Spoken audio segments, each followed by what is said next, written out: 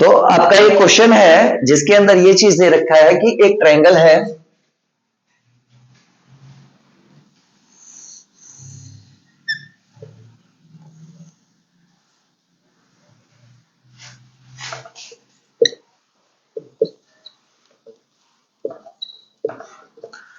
And इसमें given है कि angle B A E is equal to angle B D E. ठीक है, angle B A E angle B D E के equal है, and साथ ही साथ आपका दे रखा है A D upon A E is equal to A C upon B D. और यहां पर जो आपको प्रूफ करना है वो प्रूफ करना है कि triangle B A E is similar to triangle C A D. ये चीज आपको प्रूफ करनी है। अब हम इसमें कैसे करेंगे? तो इसमें सबसे पहली चीज ये है कि यहां पर जो दे रखा है कि angle 1 is equal to angle 2। ठीक है, तो हम लेंगे in triangle B A D जिसके अंदर angle 1 is equal to angle 2 दे रखा है। इसका मतलब कि ट्रायंगल बी ए डी जो आपका है वो ट्रायंगल बी ए डी आपका आइसोसेलेस ट्रायंगल है। आइसोसेलेस ट्रायंगल होने का मतलब क्या हुआ कि B A is equal to B D के बराबर है।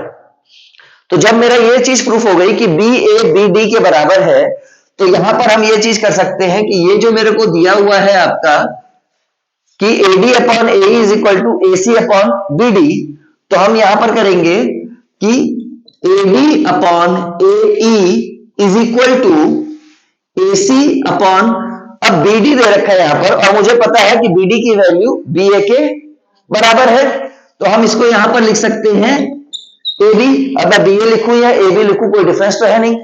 तो यहां पर मेरा बन गया A D upon A E is equal to A C upon A B.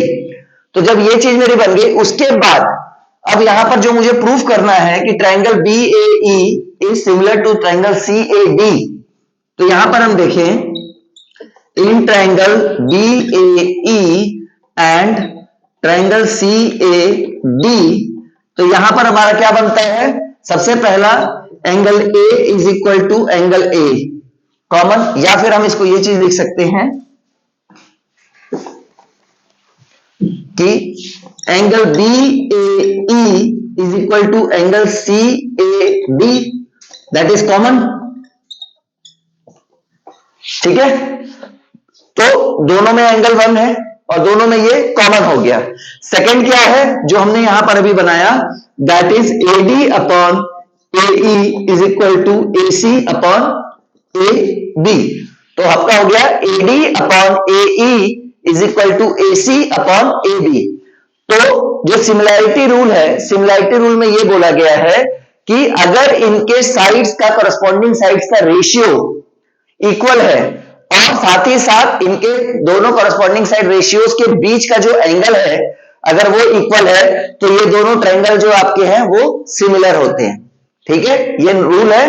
तो इसी रूल के हिसाब से आपका बन जाएगा, जिसको कि हम बोलते हैं एसएएस रूल भी हम बोल सकते हैं, क्योंकि दोनों साइड है ट्रायंगल बी ए ई और ट्रायंगल सी ए डी की कॉरस्पॉन्डिंग साइड्स का रेशियो इक्वल है, प्लस इनका जो एंगल है वो भी इक्वल है। तो इसलिए यहां पर हो जाएगा by SAS triangle B A E is similar to triangle C A D. इस तरीके से आपका ये क्वेश्चन प्रूफ होता है। Thank you.